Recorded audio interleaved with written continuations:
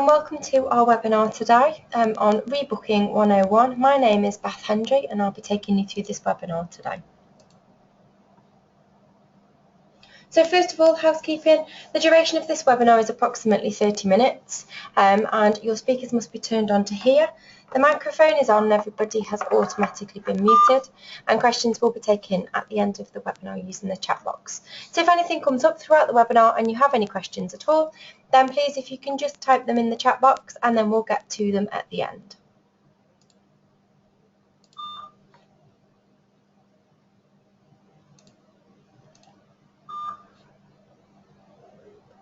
So today, the learning outcomes, so what we're looking to go through today, we're going to be looking at how to identify our quiet times. So not only just focusing on January, obviously January being a big period after Christmas being quite a quiet period, as we all well know, but also being able to identify quiet periods over a period of time. We're also going to then look at the shortcuts rebooking tool, so how we can turn this on and how we can get it to, how to utilise it and get it utilised in the salon. We're then going to look at how to entice clients and employees to rebook, so what kind of incentives we can utilise to try and get our clients rebooking back in themselves and getting our employees also rebooking their clients in. And then we're going to look at measuring rebookings as well.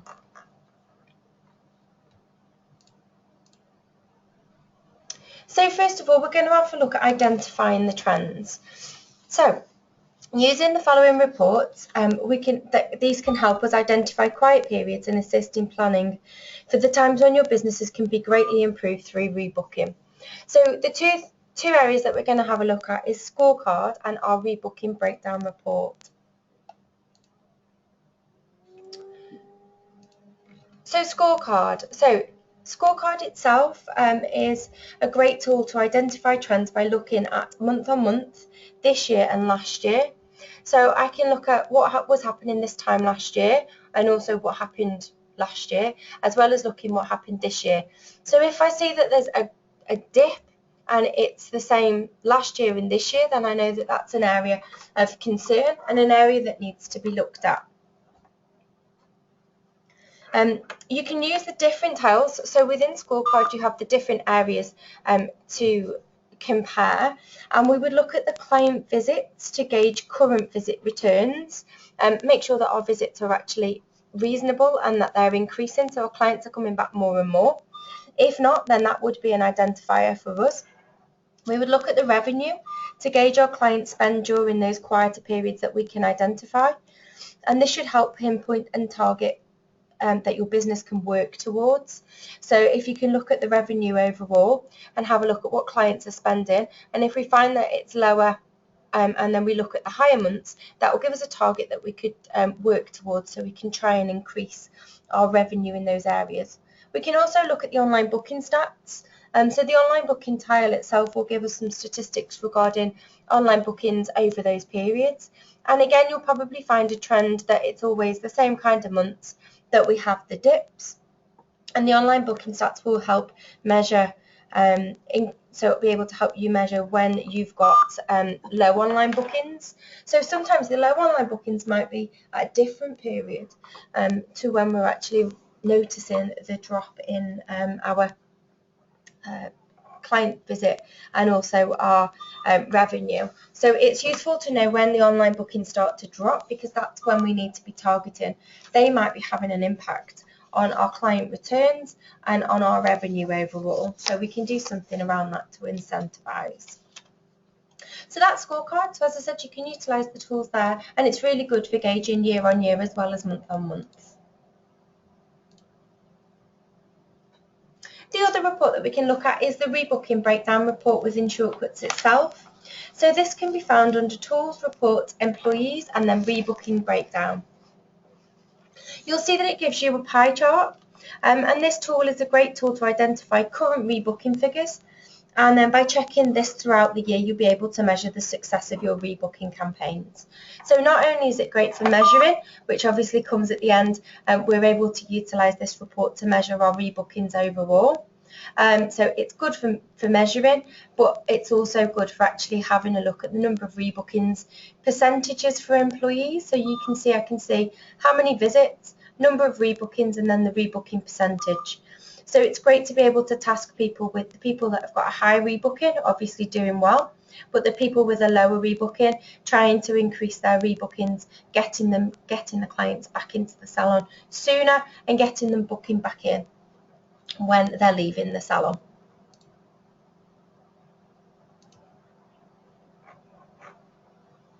So how can we increase our rebookings? What can we do to increase? Well, there's a couple of things that we can look at. We could look at staff incentives. So staff incentives for increasing rebooking numbers over a period. So if, for example, we know January is going to be a quiet month, then what we would do is we'd look at putting a staff incentive in place for them to increase their rebooking numbers.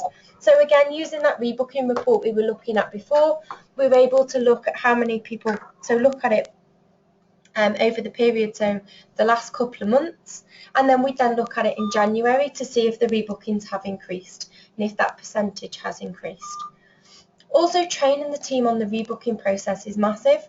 If your team aren't aware of the rebooking process, or the rebooking process isn't even turned on, which sometimes it isn't, then what we can find is the team aren't aware that it can actually be monitored through shortcuts. So you may have rebookings happening, but you're just not actually capturing it all through shortcuts, and you're not able to actually report on it. So you can turn on the rebooking process under Setup Configuration. Under the General Settings, there is an Ask to Rebook option under Point of Sale. So as I said, Shortcuts has an inbuilt rebooking feature that allows you to monitor rebookings. So we just need to make sure that that's switched off. Sorry, switched on. I'm just going to pop into Shortcuts. So the actual rebooking feature itself, so as I said, into Setup, into Configuration, and then you'll see here we've got an Ask to Rebook option. So as long as that's switched on, you may need to do a short shutdown of Shortcuts so that it will allow the change to take effect.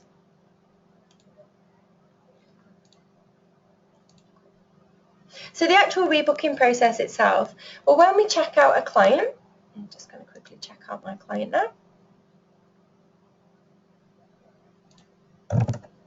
Sorry, no price. And then what I'm going to do is take my payment option, and then it's going to ask me to rebook. Now, the reason that it does this is it does ask you to rebook before we take the bill. The reason being that it does print out the next appointments on the receipt. So that's the reason why we usually get to do it before we hit end sale. So we have the option to say done, I don't want to rebook, or rebook. Also, you'll notice that it also shows all future appointments here anyway. So if my client was already pre-booked in the future, it would show any future appointments. If I hit rebook, then it takes me back to the appointment page, and then I select the day that I want to book in. It remembers my client, and then I hit done. And then I choose the service, so I'll go for a blow dry, and done. And then it will come up and say, if this is a rebooking, would you like to give an employee credit? So the reason behind the employee credit is actually giving notice to who instigated the rebooking. So the idea is it's not about whose clients are rebooking back in with them, it's who's actually getting the clients rebooking back in. So if we say yes, I then choose the employee that instigated the rebooking. So this was Emma's client, and Emma asked that client to rebook, so I chose Emma. It then asked me, would I like to give another employee credit for this rebooking? The reason being, if this client was booked in for a colour and a cut, I could then give, and she was then booking back in for the colour and the cut, I could then give credit both for the colour, whoever instigated it. If both stylists instigated the rebooking, I could then give credit to both stylists. If the stylist did say they want to rebook and then the receptionist did ask them again, I could instigate and I could give credit to the receptionist as well. So you can give credit to as many people as possible. So it's just making sure that it's fair, that everybody gets the credit they deserve for the rebooking. If I've had enough, so I've given everybody that needs credit, then I'm just going to hit now. And then it just says rebooking done. Would you like to return to point of sale? Yes. And then I would then just finish off my bill by hitting end sale, print in that receipt, and then on that receipt it would then give me all the future appointments that that client has. So as I said, it's that rebooking credit that instigates that rebooking report. So you really need to make sure that we are giving employee credit so that we know exactly who is instigating the rebooking and getting their clients rebooking back in.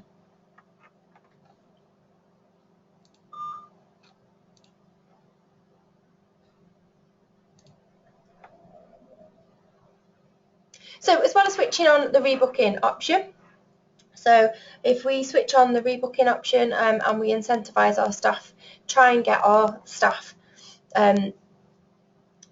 with a competition, trying to get the person who gets the most rebookings wins a prize or anything like that, or a gift card or whatever, as well as incentivising our staff, we should be incentivising our clients to rebook as well. Especially if we know, for example, January is a quieter month. We need to get people back through the door. What can we do? So a few options and just a few ideas of what you can do. Obviously, you can do whatever you like, and you know the offers are endless. But just a couple of things that we found work really well is to offer preloaded gift cards to clients. So the idea is that when a client rebooks, so a client rebooks in December for a January appointment, we then give them a gift card that has £5 on it that they can then redeem. But we then look to put a valid date, so it's only valid till the end of January. So if they do cancel their booking and then rebook back in February, they then don't get that offer, don't get that £5 off. It's seen as a nice way because the client physically has something in the hands, so you're giving them something physical, and they feel like they've got a bit of a Christmas treat as well. And we find that that does tend to discourage cancellations because you're putting an expiry on it. The other thing we can do is we can look at setting up promotions. So we could set up service promotions to look at low selling services from January last year. So have a look at your low selling service report, which I know we've spoken about in previous webinars. And by looking at that report, it will give you a rough idea, if you look at it for last January, which services didn't sell very well, and use those services to try and increase your bookings for January. So for example, most clients have colour services for Christmas, and they're not usually due to return until February. So making a promotion around the colour services, for example, I know they're not due back, but it might just entice a couple of people to come back a bit earlier and have it done in January and not wait as long. So for example, you could do a colour sale where you've got 25% off, or for every client that has a full set of highlights, they get it at 50% off, or they could do points. We could also look at our setup of promotions over time. So I know on the previous webinars we looked at promotions, and with our promotions, not only can we just do one-off promotions that's valid for that month, we can also do overtime promotions.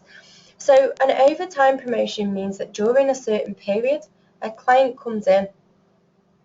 So for example, for the example that we've put there, we've put in the first 6 months of 2016, have a promotion over time. So if a client purchases 6 cuts, they get a free manicure. Now you could tie services together. So if you look at over the next 6 months, they need to have a cut a month, which is usually a little bit more than they would, because usually they'd go 6 to 8 weeks. So they'd be going every 4 weeks for a cut, so you're getting them back in a bit sooner, and then give them something, a free product or a free manicure, free blow dry at the end of the 6 month period. The good thing with setting it up in January means that you can set it up for the first 6 months, and you can set it up to be from the 1st of January to the end of June.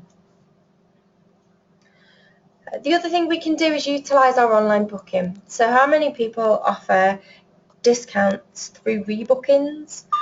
So if you rebook online, you get 10% off.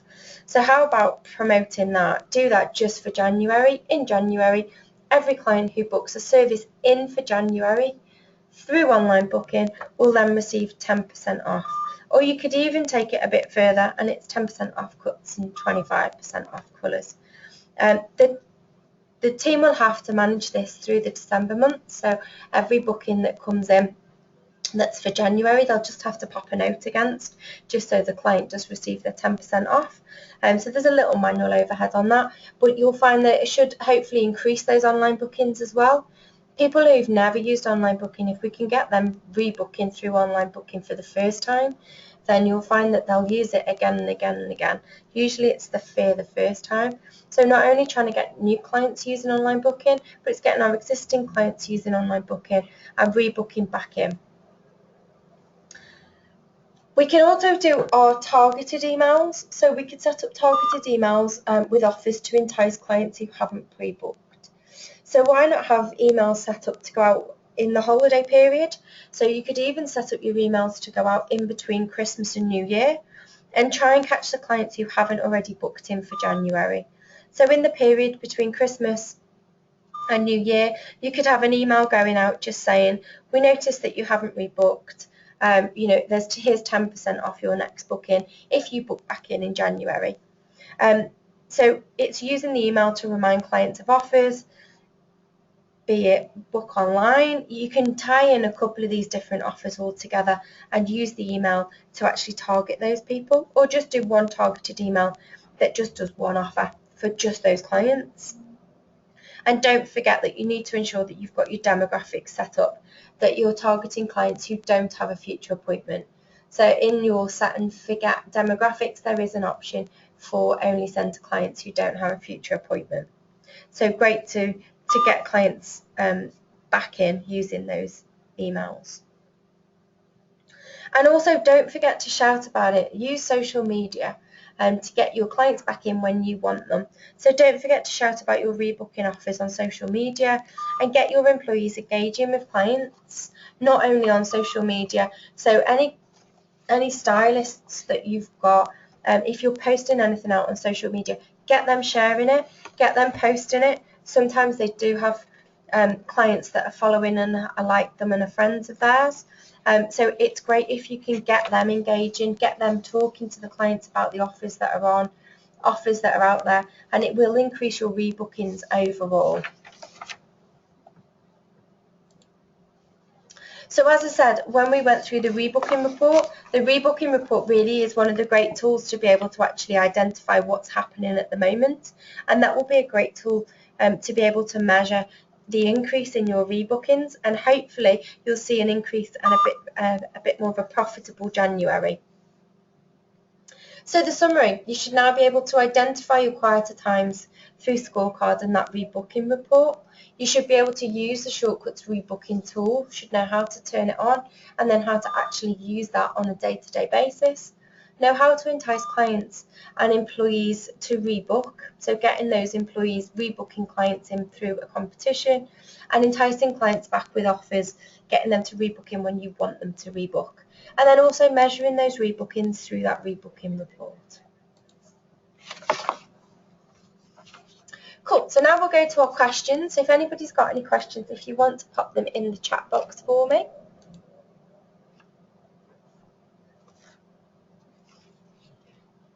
If not, I will give you my contact details at the end anyway, so if anybody does have any, wants to pop me an email or has a few questions afterwards, then by all means you can ping me a quick email. Doesn't look like anybody's got any questions. That's good news, I suppose. So for anybody, if you've not seen any of our other webinars or you want more from our webinars, we do keep our website up to date.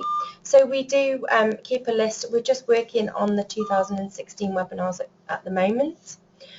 So you can register for any future webinars. Keep your eye out for the new ones. You'll also get the emails through telling you about the webinars. So if you want to register for any, keep your eye out on our website, on the webinars page. And if you've missed any of the previous ones, we've had our webinars up and running for about 3 years now. So if you have missed any of the previous ones that we've done, they are all recorded and you can go and watch them all on our website under the webinar library. So feel free to go and have a look through. As I said, and as I've referenced through the webinar, there's quite a few that we have discussed in the past that tie into this topic quite nicely. As I said, my name's Beth, and please feel free to drop me a line if you do have any questions or any anything else. If you found it useful, then by all means jump onto social media. We're on Facebook and we're on Twitter as well. So go along, follow us, like us, and if we've got any other webinars coming up, then we do tend to post them on our social media sites as well. So there's no more questions come through. So what I'll do is I'll leave you to it for today. Thank you very much for your time, and hopefully I'll speak to you on one of the next ones. Thank you very much.